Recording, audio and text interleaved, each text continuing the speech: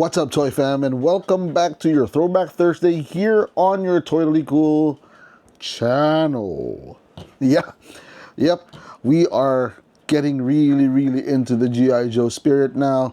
Last week I believe we did the Range Viper, and still not picking up in terms of views, so watch that video if you're so inclined to do so. But for this week, we are still doing the G.I. Joe Classified series, and we've got here another Viper.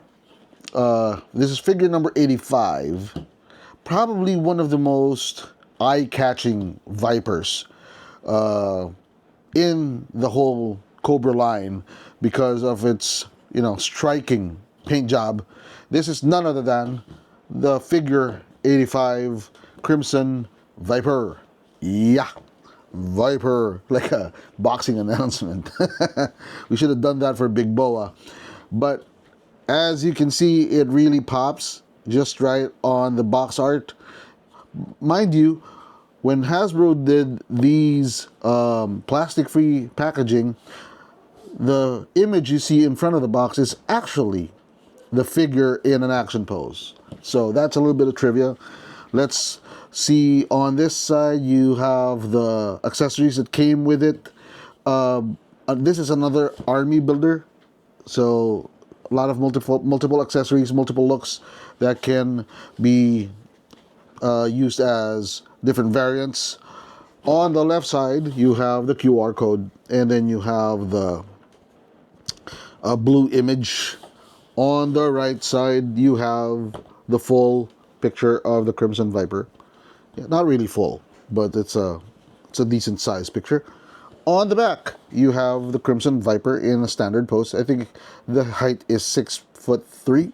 It's a 6-inch figure, but it's supposedly real life height is 6'3", 6'1" or something. And then you've got the accessories, right? Now I want to bring you back to the front part of the box, and it has a few tidbits. It's got a jet on the back. One thing that Hasbro likes to do with both the G.I. Joe and the Transformers line is that when they come out with a box art, it's not just a box art. Sometimes it's an Easter egg. It tells you what they're probably planning to do, what they're thinking about releasing, what's up and coming. There have been a few, particularly the Arctic toy line or the Arctic G.I. Joe line, where they have been successfully able to drop hints of what the next ones are. This one, it's got the jet. We have no news about any jets so far, except for the Cobra Rattler coming out in a few months. I'm probably getting mine in the next few days. All right, so that is for the box, and let's just move on and get right down to what you came here for. Let's open him up. So tape 1, tape 2 off. Let's take him out of the dark. Nope. Anyone who knows that song? Nope. We're not gonna blaspheme here on this channel.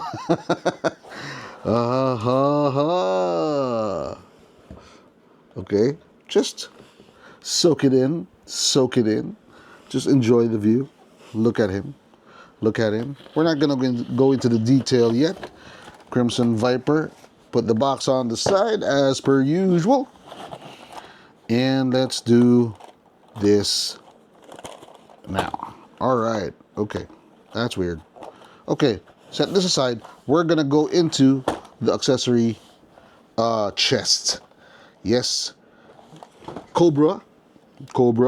It's got a star if it's a G.I. Joe. And then flip it around. It says Crimson Viper. Now, it's weird. It's supposed to be a weapons chest. It's supposed to be an accessories chest or whatever.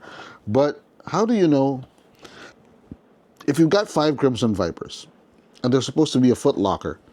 How do you know which Crimson Viper owns which foot locker? Yeah, nice question, right? If I do say so myself. Now, it's figure 85. Same thing on the bottom. It's got the handle, figure 85. All right. So that is for the accessories chest or the foot locker. Set this aside, and we've got the nice paper envelope. which houses all the fancy accessories. Let's see what's inside.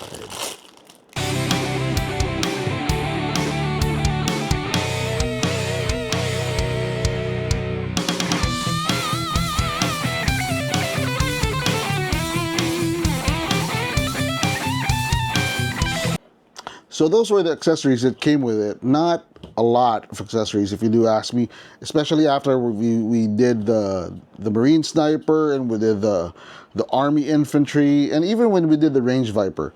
This was a tad disappointing. Let's go into the ratings a little bit later, but for now, yeah, you got the backpack with the Cobra logo.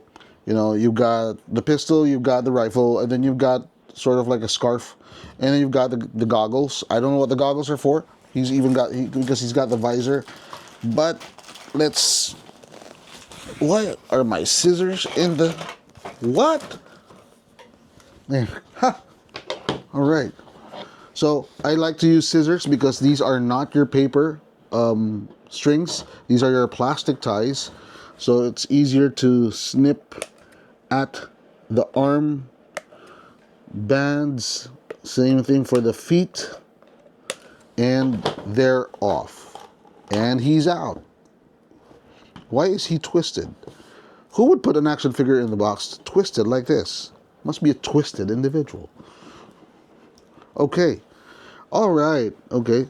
As per usual with these plasticless boxes, they came with a sort of like a case that has a black and white image of the figure, similar to this one, the side of the box.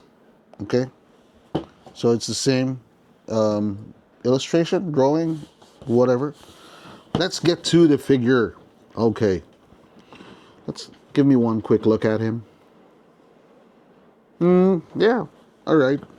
All right. There are, now, for those of you who have been really been deep into the G.I. Joe world, there are Crimson Guards. We have Crimson Guards, but we want to look at the Crimson Viper first. Crimson Viper probably are foot soldiers below the Crimson Guard. And as their name connotes, which one do I use? I don't know. As their name suggests, their uniform is red, hence Crimson Viper. So you've got a nice Cobra logo in silver on the right chest, and you've got the nice silver faceplate. This one does not have the muzzle like the Crimson Guard. It also has the standard bicep twist and the arms. Although one thing I've noticed is that the elbows are not pinless. The elbows are not pinless. Okay, the shoulders, however, are somewhere in between the new cast and the new and the transition from the fixed shoulder. It's got an inner shoulder joint within the shoulder. It doesn't have much of a back movement. It's still a locked back, but it still has more flexibility on the shoulders than before. Okay, so we've discussed the limbs in to such extent that I can't neglect the forearms. These are fixed forearm bracers. I think that's what you call them. Arm protectors or something. And then you've got the holster on the hip. Okay, you've got the holster. You've got some pockets around the belt. Probably for ammunition. Yeah, for ammunition, I think. And then you've got the nice Cobra logo belt buckle. You can't mistake him for anything else. Right? Okay. So, again, what I love about the G.I. Joe figures, all of them, and I say all of them so far, you see all of these creases on the uniform. It's not straight. It's not like it's ironed out. It's like, they're going into battle, they're moving, there are creases on the uniform, right? Now, the arm accent extends all the way into the leg, outer leg, and even the inner leg, right there. You see that? Again, another disappointing thing is that the knee joints are also, just like the elbows, are pinned. You can still see the pins. Okay? And then the same ribbed, I think this is what you call ribbed accent on the inner thigh. The arms are also on the front of the boots and the knee pads. Okay? So let's see how he looks with his accessories. First off, and this is what I love about the G.I. Joes now, is that, okay, the 3.75 millimeter G.I. Joes, the older ones, which I got when I was a kid, always had the pistol molded into the holster like it was on the side, okay? On the side, it looked like it was part of the leg. This one, the G.I. Joes now, the classifieds, have a separate pistol and they can fit into the holster. Hence, you have a secondary weapon, all right? Okay. And then you have this, kind of like a scarf, because even though he's got the faceplate, the silver faceplate, the neck is kind of exposed, so this probably protects him from the elements when he's out on a mission or when he's just sweating. Okay, just there's a gap in the back of the scarf. And the good thing about the blue scarf is that it breaks the outline. Okay, you'll see this more in the Cobra Rattler when it's all blue and you've got red paint strewn all over the place. This one's all red with blue. It really just pops. And then you've got the goggles. Okay, I don't know if you can fit the goggles over his eyes or they just sit on top of his head. Oh, it's the other way around. There we go.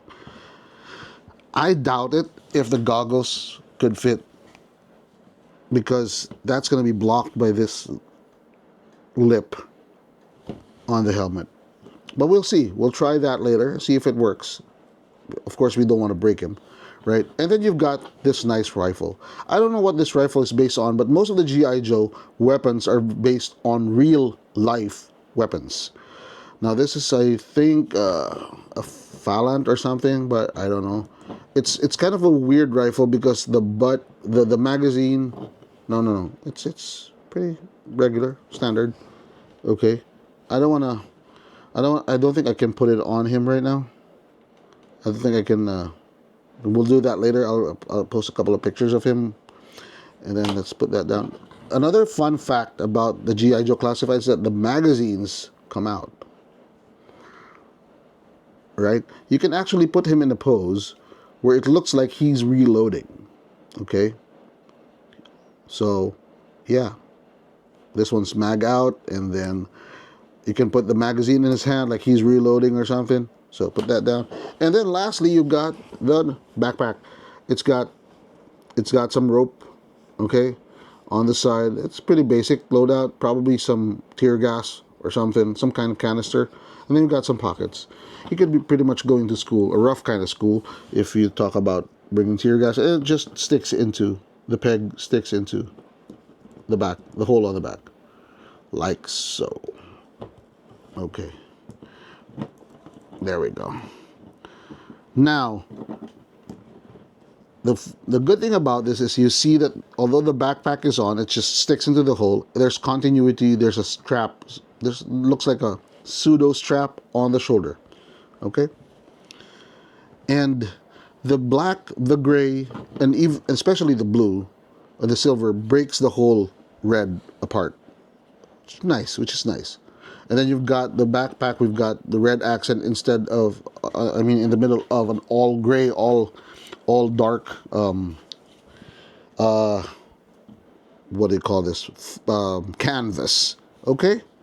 So, there you have an accessory review and probably how he looks while he's posing. I don't know why he stands that way. Anyway, let's do a toy review. All right. Okay, first impression. First impression, if this image on the box says anything, it says it's a classy figure. And when I took him out, I think I kind of got disappointed. Maybe the lighting was better when this was shot, because this is more of a darker red than I thought it would be. I don't know why I wanted a brighter red, but it's a little bit darker than what's on the picture. You tell me. Put in the comment section if you feel the same way with your own figure, or if you think it's this one's lighter, this one's dark, this one's brighter red, this is darker red, even closer to, not close to maroon, but somewhere there. All right. Well, it's not a real total letdown. This gives you a complete idea of what you're getting, right? Although I was expecting more. So first impression is, average. Price point, this was one of the army builders that came in at retail, so pretty solid. It was about 1,500 at the time. Now it's probably going to cost you about 1,600 to 1,700 Philippine pesos. So that's somewhere around $25, right? No, somewhere near $30, okay? US. Playability, not much. That's why I only got two, because when I saw the variations you can do, basically you can do it without this one and with the goggles, but that's pretty much it. So playability, it's not a really big army builder because the weapons are not different. It's all the same. Again, you can only just put them in different poses. Probably one's holding the rifle and the other one's holding a pistol. So you need probably 2 or 3. If you're into the whole army build thing, you just need 2 or 3. Posability, it's an average figure. It's really not much. It's not that impressive. Unless you put him in a play set. Again, like I keep saying about the G.I. Joes, some of them are shelf-worthy, while the others are better off in a diorama. They're more dynamic that way, more appealing that way. So, final toy review. Is he not cool? Is he cool? Or is he totally cool? What do you think? What do you think? Tell me in the comments box and let me know. I may be wrong. Let's see if we think alike.